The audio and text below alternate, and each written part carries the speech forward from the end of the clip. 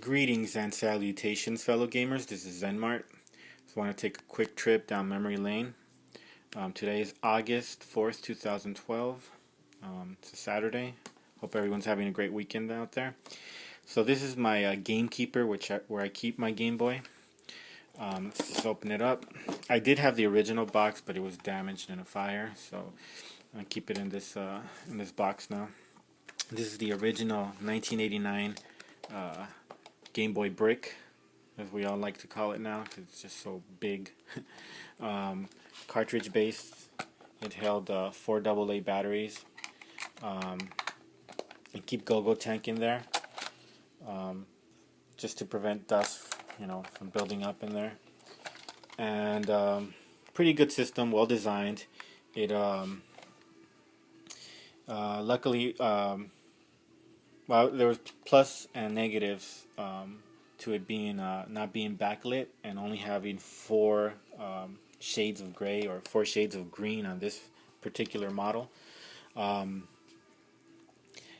the plus side was obviously that the battery life lasted a long time, and that was very nice, especially important for a portable system.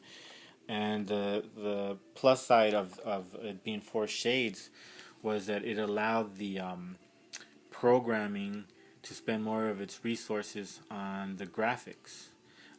What I mean by that is, like, character models were bigger, and certain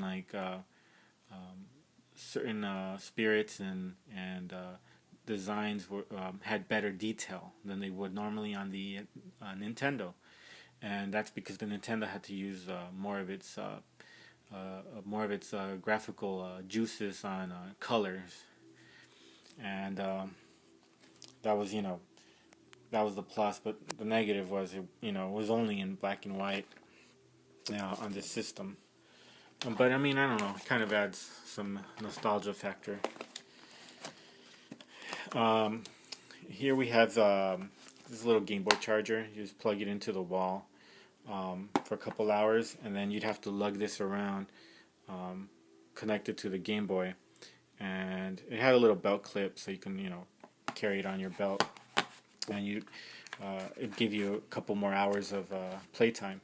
Thing was only good for long trips, though. I mean, and over here we have the Light Boy. The Light Boy was basically a thing you clipped onto the Game Boy, and it had a little magnifier on it, and it had these 2 little cheap, really low emitting lights, and those lights were really only good for night or when you were in a really dark room.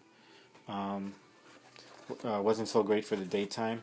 And the other negative about it was when you put this on, it blocked a lot of the ambient light for the Game Boy, and you'd really have to angle it just right to be able to use the the magnifier, and be able to have the light on the screen as well. And this thing here, I think it'll hold about 6 games, and one of the games I have in there is Play Action Football. I really like that game. So that's my Game Boy. That was released in 1989. And then in 1994, the Super Game Boy was released. And basically, the Super Game Boy was just a cartridge you put into the top-loading Super Nintendo, and it had a little slot for the Game Boy cartridge.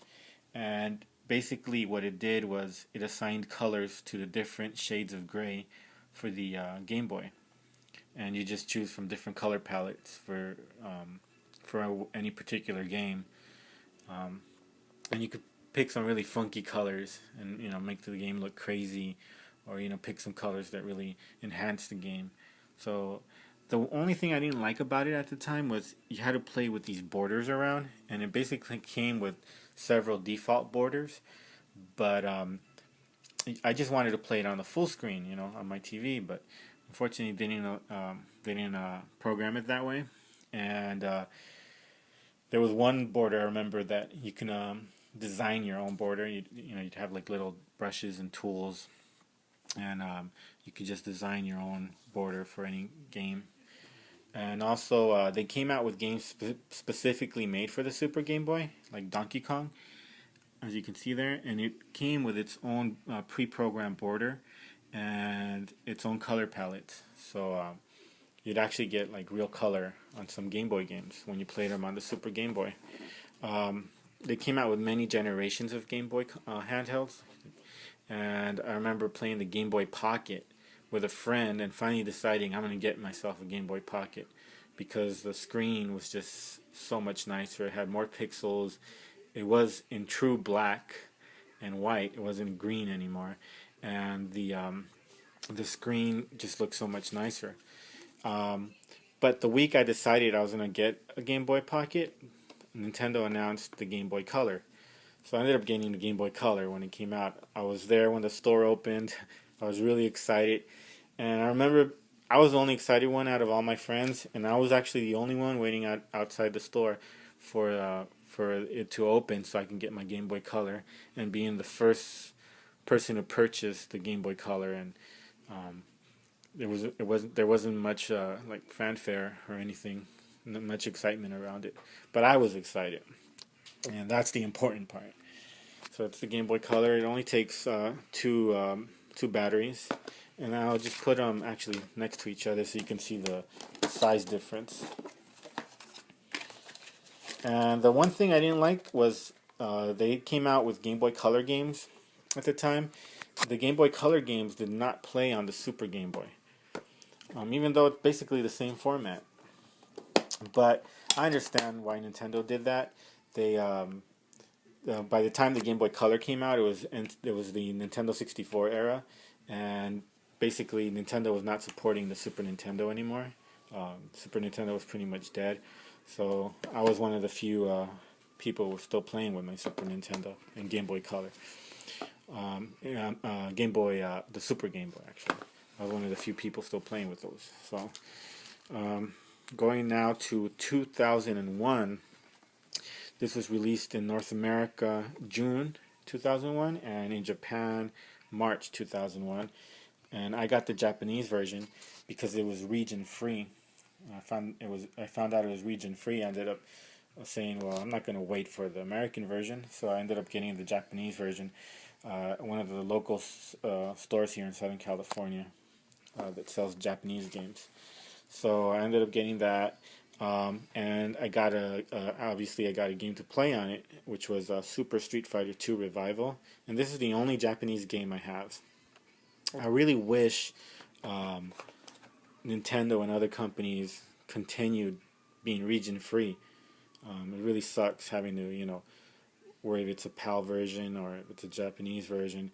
I mean, really, you should be able to play any version of any game on the console, but I guess they're afraid we're all pirate and bootleggers. But this thing, I remember just being blown away by the graphics of the Super Game Boy. I mean, this particular game, I remember just being so excited, thinking it looked like the arcade. I did understand it was on a smaller screen, and obviously that made it look much better. And if you were to stretch out that screen, it really looked pixelated. I understood it at the time, but playing it on this hardware just looked so amazing. It really felt like I was playing like the arcade version on a really crappy interface. But still, I was really excited and really happy when this came out. It was pretty much the end of the line for the Game Boy series.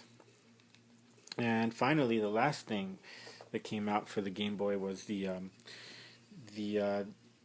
Game Boy Player, which was released here in June of 2003.